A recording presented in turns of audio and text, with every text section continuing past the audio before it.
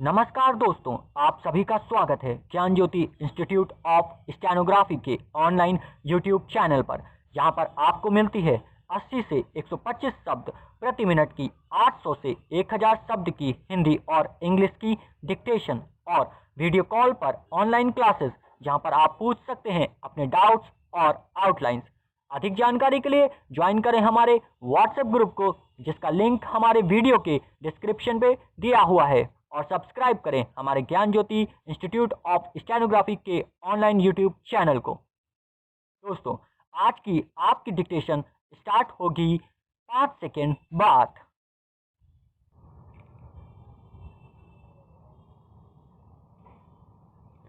हमारे देश में पहली पंचवर्षीय योजना और दूसरी पंचवर्षीय योजना में औद्योगिक विकास की ओर विशेष ध्यान रखा गया और बहुत सोच समझकर उसके लक्ष्य निर्धारित किए गए।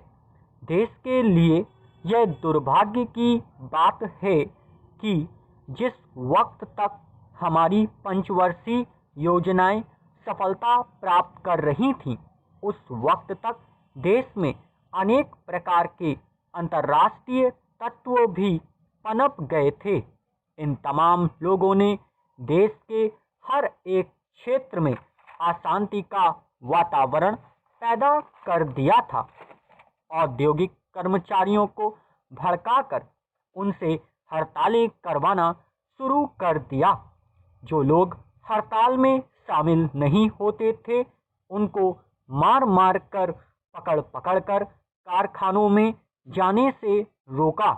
मजदूरों के सामने तथ्यों को तोड़ मरोड़ कर पेश किया गया और उनको किसी तरह से समझा बुझाकर हड़ताल के पक्ष में कर लिया। दफ्तरों में लाल फीताशाही बढ़ती गई। इसका नतीजा यह हुआ है कि कार्यालयों में भी सरकारी कामकाज एक तरह से बंद होने लगा। लोग यह जानना चाहेंगे कि वे कौन कौन सी चीजें हैं या कौन कौन सी बातें हैं जिनके कारण देश में इस प्रकार का वातावरण पैदा हुआ। इन तमाम बातों पर विचार करने के बाद घुमा फिरा कर यही बात लोग कहेंगे कि इसके लिए देश के अंदर और बाहर एक भारी षड्यंत्र रचा जा रहा था। देश में प्रजातंत्र के नाम पर प्रजातंत्र के विरुद्ध जो वातावरण तैयार किया गया था, उसके फलस्वरूप तृतीय पंचवर्षीय योजना काल में ही प्रगति की गति धीमी होने लगी थी। इसका नतीजा यह है कि तृतीय पंचवर्षीय योजना के लक्ष्य प्राप्त कर लेने के बाद और तृतीय पंचवर्षीय योजना की रूपरेखा तैयार हो जाने के बाद भी चतुर्थ योजना काल में 100% लक्ष्यों की प्राप्ति नहीं हो सकी। वे कौन कौन से लोग थे जो देश की प्रगति में बाधक थे, या उनकी कौन कौन सी भाषाएं थी, इसका उल्लेख न करते हुए यही कहना पर्याप्त होगा कि विकसित देशों में भी अनेक राष्ट्र ऐसे थे जो भारत की प्रगति से असंतुष्ट थे। ऐसे देशों के नेता लोग विकसित और विकासशील राष्ट्रों के बीच किसी प्रकार के सहयोग से संतुष्ट न थे। अतः भारत सरकार ने देश की प्रगति में बाधक तथ्यों को सबक सिखाने और देश को प्रगति के मार्ग पर अग्रसर करने के लिए देश में आपातकालीन स्थिति की घोषणा की। सरकार इस निश्चय पर पहुंची कि यह देश प्रगति कर सकता है, परंतु यह तब जब कि ऐसे असामाजिक तथ्यों पर रोक लगाई जाए।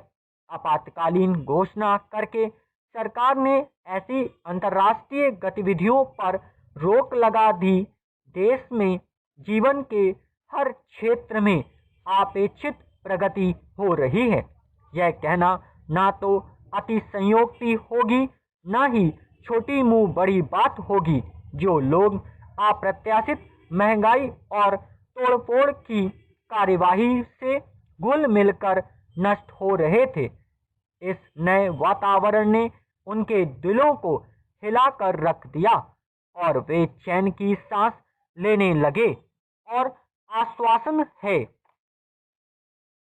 एक पत्रकार सम्मेलन में संवाददाताओं के प्रश्न का उत्तर देते हुए प्रधानमंत्री महोदया ने कहा कि इस देश को यदि आगे ले जाना है तो हमें पंचवर्षीय योजनाओं के द्वारा प्रगति करनी होगी। पहली पंचवर्षीय योजना, दूसरी पंचवर्षीय योजना, तीसरी पंचवर्षीय योजना तथा चौथी पंचवर्षीय योजना पूरी हो चुकी योजनाओं एवं तृतीय पंचवर्षीय योजनाओं के लक्ष्य प्राप्त कर लेने से हमारे देश में उद्योगों का जाल बिछाया जा सका। तृतीय पंचवर्षीय योजना के अंत तक इसे देश में करोड़ों रुपयों का वह सामान तैयार करना था जिसे हमें विदेशों से मंगाना पड़ता था।